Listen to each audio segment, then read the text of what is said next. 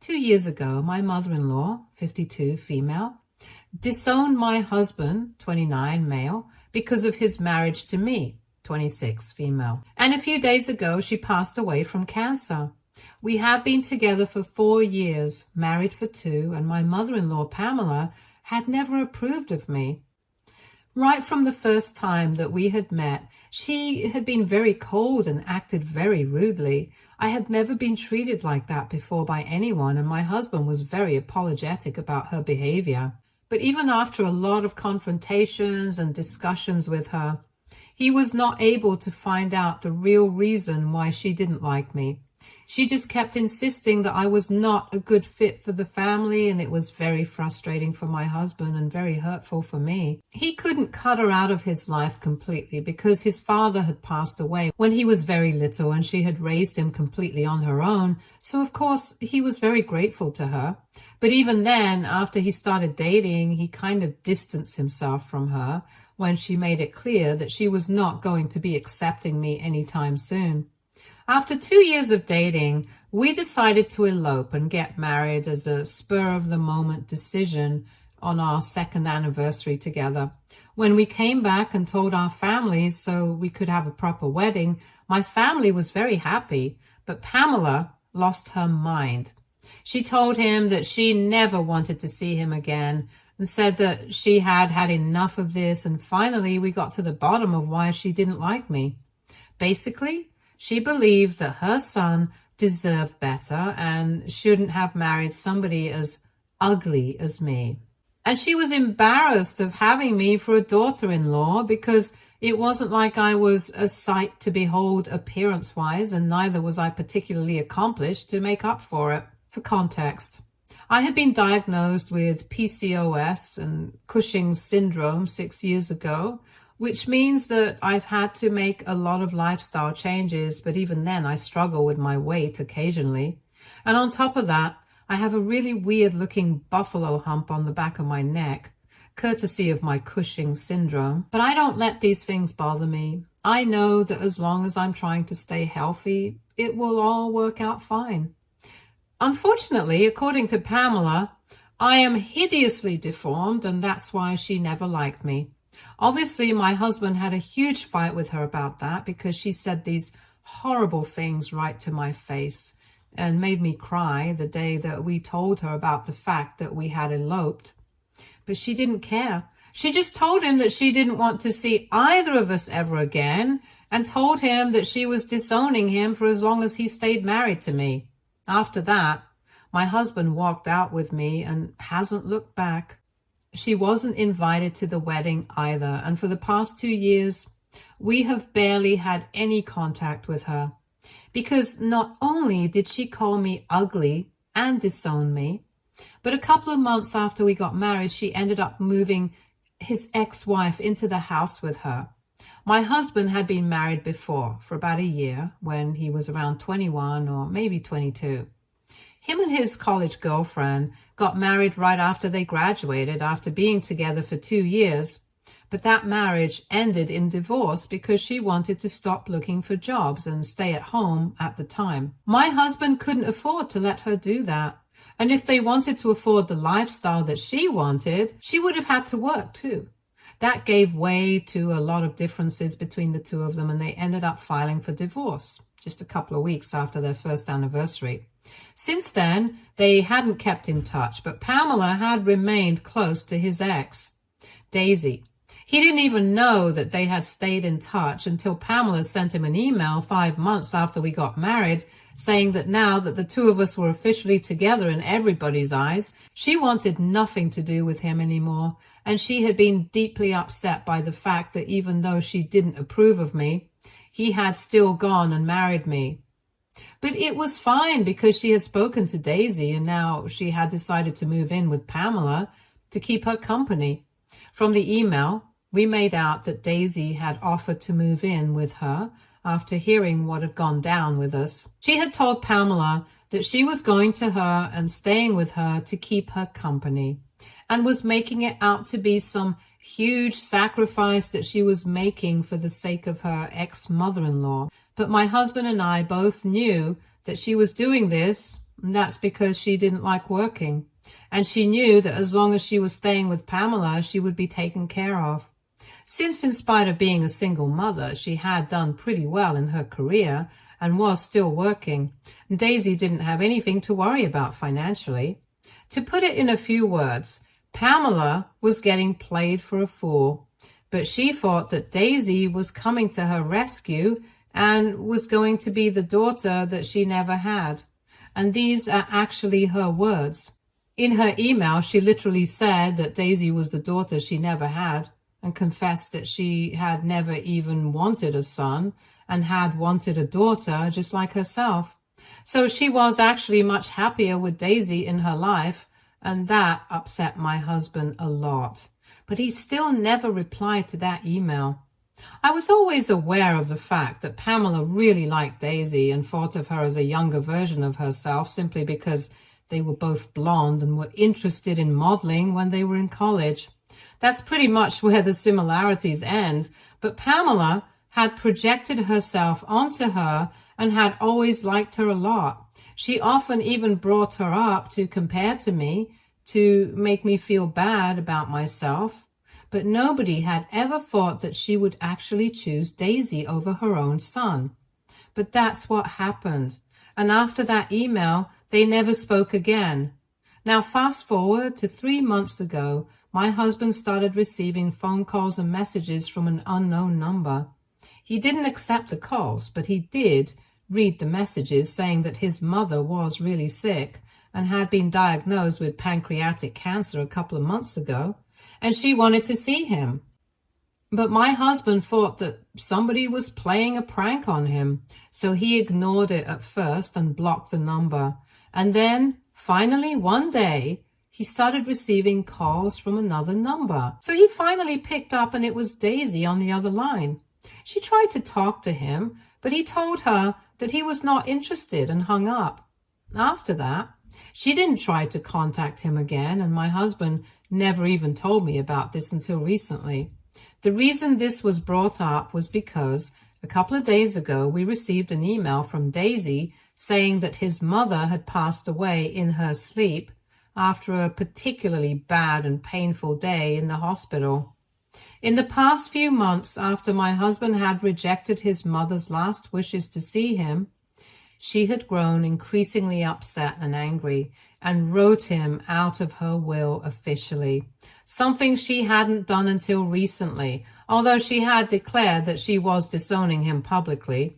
And she had specifically asked Daisy not to inform him when things got worse, because she didn't want him to get the opportunity to see her again while she was alive. But now that she was gone, Daisy thought that it was finally appropriate to let him know, according to his mom's last wishes. The funeral is in 9 days from now, and of course, my husband ended up crying when he realized that his mom had passed away without even seeing him one last time. And I did comfort him, because in spite of their differences, this is the same woman who had raised him all on her own. So of course it's going to be hard on him.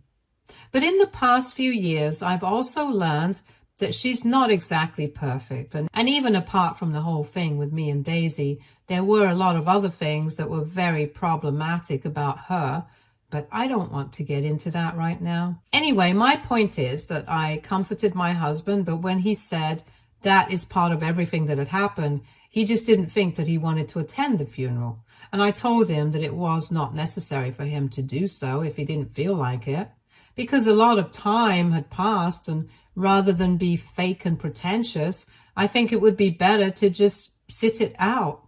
My parents don't agree, though, and they think that I'm being selfish and unreasonable, and that I should be convincing him to attend his mom's funeral if I actually cared about him.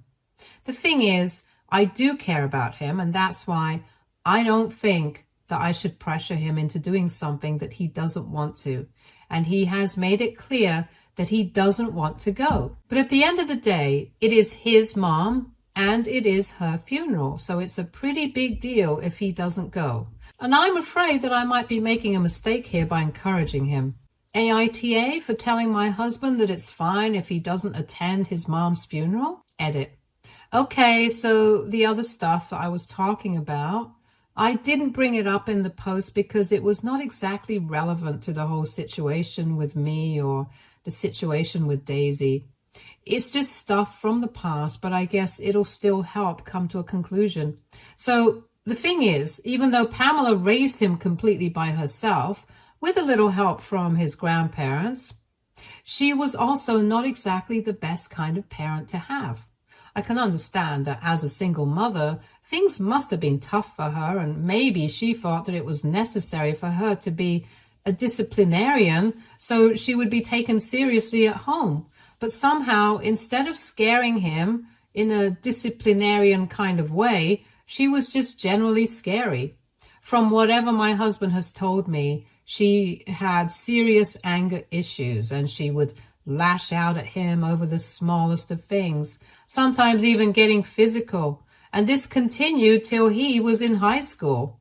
And then hours later, she would pretend like nothing had even happened, as she couldn't even remember that she had said or done anything.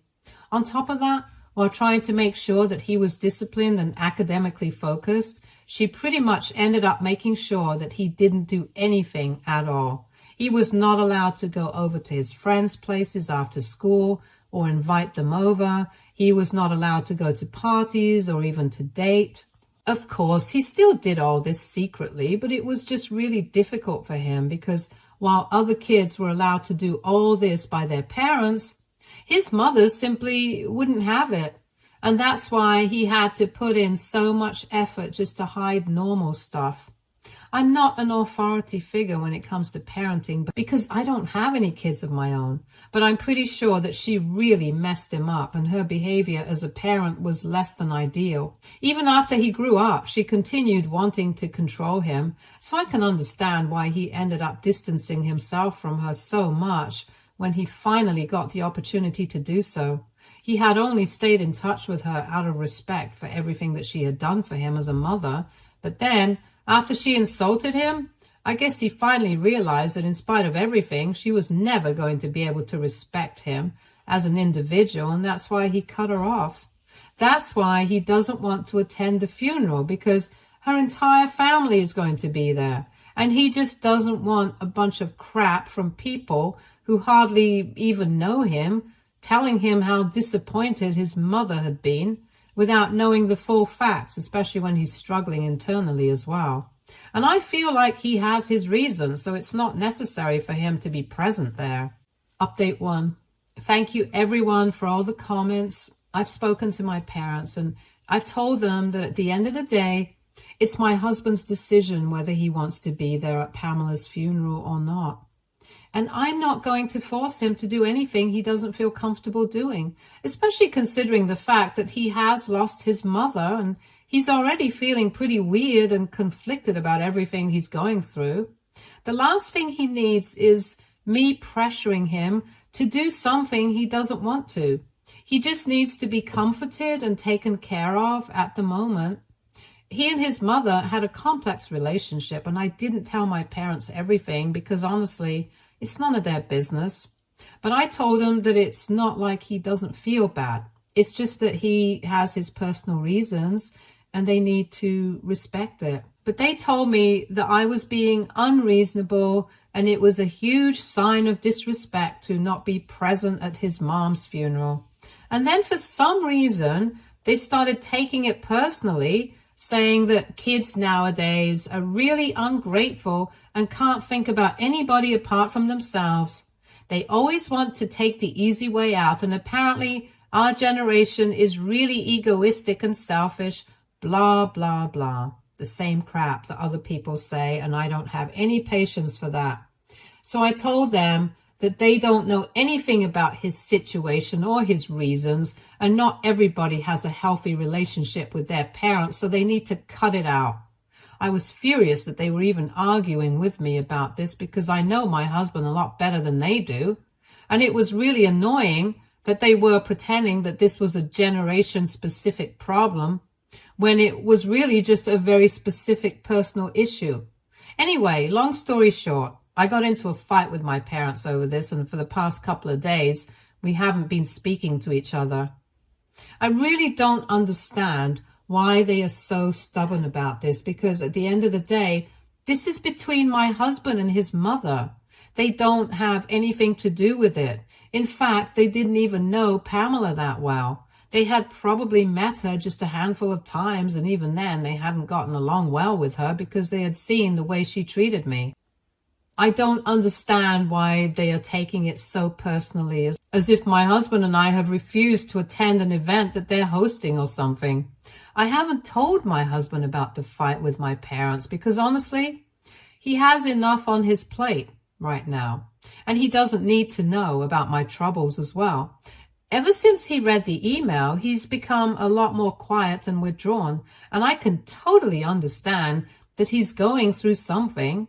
So if I tell him about whatever my parents are saying right now, I'm sure that it's going to make him feel even worse. For a while, I was feeling anxious that my parents might end up contacting him directly, so I decided to mute all notifications from them on his phone for his own good.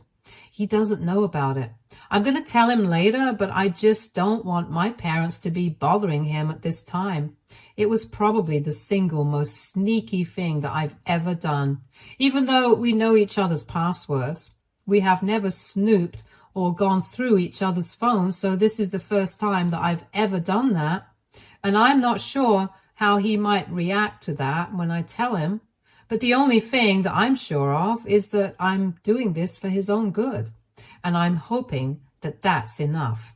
Apart from that, I've also been feeling very weird about the whole situation, because even though I never liked Pamela because of the way she treated me, it's still very strange to think that she's gone and we'll never see her again. It makes me feel very uneasy every time I think about it. So I've been trying to keep myself distracted overall. And this is just a very difficult and weird time for our family. I'm just hoping that the time passes soon and this blows over quickly, because I can't bear to keep feeling this continuously all the time any longer now. It's really suffocating. Anyway, that's it from me for now. Thank you. Update 2. It has been 5 days since my last update, and for the past couple of days, my parents and I have had absolutely no contact since the fight that we had over the phone. I also kept checking my husband's phone periodically to delete any messages that my parents might have sent him, but luckily they hadn't tried to call or text him. I was just beginning to ease up about the whole thing, but then yesterday in the afternoon, I received a call from my husband at work, and he told me that he had received an email from a new address, but after reading it, he had realized that it was from my parents. I instantly knew that it was not going to be good news, and it wasn't.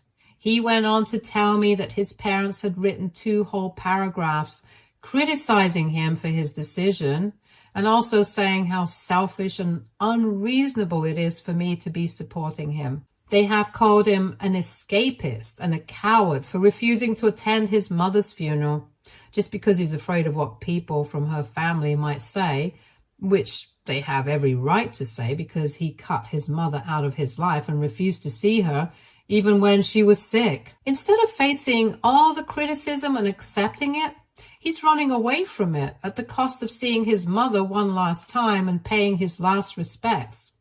And apparently, according to my parents, it's despicable. My decision to support him in this is also no less despicable. And finally, they said that maybe Pamela did the right thing by disowning us because clearly we don't really care about our parents. The email was really mean and completely unnecessary because this is not their place to be saying anything. They don't know the whole truth, and they don't need to be lecturing him about what's right and what's wrong. My parents always have had a tendency to speak out of tone, believing that they know the best. But they've mostly always kept it restricted to me and maybe a few other people from the family. They have never tried to speak where it's not their place outside of our family, especially with my husband.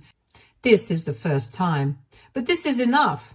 I was very upset that they had gone out of their way to create a new email address, one that they knew hadn't been blocked or muted by me, and sent him that email. The fact that they had created a new one just goes to show that this was a very well thought out act that they had done, knowing that it would bother me a lot. They knew I had probably blocked their numbers and other ways to contact us, so they had gone out of their way to do this, and I just don't understand why they're so convinced that they're right. They don't even know the whole situation. I was obviously furious when my husband told me about it, and I had every intention of calling my parents up then and there and giving them a piece of my mind. But my husband told me to just let it go. It's not like he didn't care or wasn't upset about it. He was. But he was just so resigned to the situation that he didn't even think that it was necessary to say anything. The funeral is just 2 days away now, and he has already made up his mind that he is not going to be attending. It's not going to be easy for him either, but he has already decided something for himself, and he doesn't think that he needs to defend his decision to anybody who doesn't know anything about his life, how he grew up and his relationship with his mother. Even if it's my parents, he doesn't think he needs to dignify it with a response, and the best thing that we can do right now is just completely ignore them. After that, I told him about how they had been getting on my nerves in the beginning, how we had a huge fight about this, and how I went through his phone and muted them so he wouldn't have to suffer the same thing. And he just laughed and told me that he was really grateful to have a wife who goes through his phone, not out of suspicion, but out of concern for him. He also told me that he was really happy that I had chosen to defend him to my parents and even get into a fight with them to the extent where I was ready not to talk to them, all for his sake. But he also told me that since he had lost both parents, he wouldn't mind if I continued to talk to them. But after this, there was no chance I was going to speak to them unless they apologized to him for saying whatever they did. These were really terrible things that they said to him, without knowing anything about his life properly, and they have no right to judge him without knowing things. In fact, let me just rephrase that. They have no right to judge him, period. That email was not only disrespectful to him, it was also disrespectful to me, because I feel like since I'm their daughter, they should have just trusted my judgment. Of course I'm not some evil goblin bent on making sure that he doesn't attend his mom's funeral.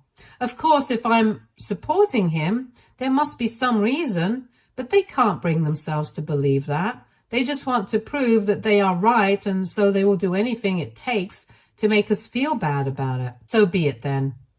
I don't want to talk to them anymore, and I'm definitely not going to interact with them any further until and unless they apologize to my husband for whatever they said in that email, because they have crossed the line. That should not have been crossed, and I'm not going to allow them to get away with that. Update 3. Hi, so it's been 2 days since my last update, and today the funeral was held. Right from the morning, my husband was acting very strangely and was very quiet, and I knew exactly why. Thankfully, it's a Saturday, so we didn't have work today and we stayed at home. To keep his mind off of things, I decided to watch a movie with him instead of finishing up our work in the mornings to get ahead of the next week like we usually do. He was kind of fidgety and distracted the entire time. But at least he sat through the entire movie with me before he checked his email. And sure enough, around 4 p.m, he saw that he had received an email from Daisy saying that she was very disappointed that he hadn't even bothered to show up for his mom's funeral and that she had had to do everything. She told him that a lot of people had been asking about him and everyone had been very disappointed and shocked that he didn't even bother to attend. My husband ended up crying for quite a while, and I sat there and consoled him. In the end, he asked me if he had done the right thing or not, but I just told him that now it had already been done and it was not necessary for him to constantly keep thinking about it. He did what he believed was right, and if he wants to, he can go pray about it in church this Sunday to make him feel better. But other than that, there's no point in constantly beating himself up about it. I also told him not to feel bad about the fact that Daisy was the one who had organized everything, especially given the fact that she was the one who had been staying with Pamela for the past 2 years. She's the one set to inherit everything that Pamela has left. So I think it's fair enough that she's the one who had to organize everything, because clearly Pamela always liked her better, as she herself had mentioned in the email that she had sent us 2 years ago. After he and I had that discussion, he started to seem slightly better, and we went out for dinner to a nearby restaurant to keep his mind off of things. I'm typing this out in bed right now, and he's asleep beside me, and I'm not sure if I was able to help him out or not, but at least I tried my best, and that's all that I can say. Update 4. Hi, so it's been a couple of weeks since my last update. My husband has started therapy, and he's doing better now, at least emotionally.